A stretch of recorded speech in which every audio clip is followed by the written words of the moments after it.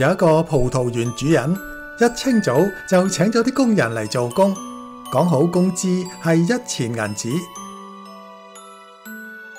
之後園主先後3次去到市集，見到有人冇工做，就請佢哋嚟葡萄園工作。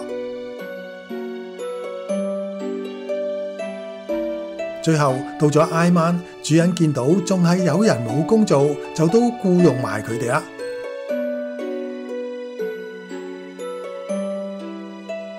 收工啦，每個工人由一早開工到挨晚至嚟嘅工人都同樣得到1錢銀子。嗰啲早開工嘅人就埋怨話：我哋做足成日，同嗰啲只係做咗1小時嘅人，工錢竟然一樣。園主話：我冇虧待你哋啊，我比其他人同樣工資，係我好人啫，你哋咁就眼紅啦。究竟園主是否公平呢？我哋又點樣理解呢個故事呢？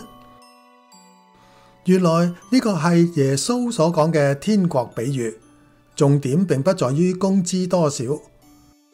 葡萄園代表天國，園主代表神。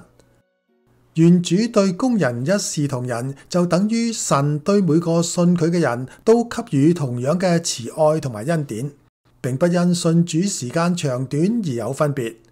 我哋不必妒忌，反而要為得着神嘅祝福而感恩添。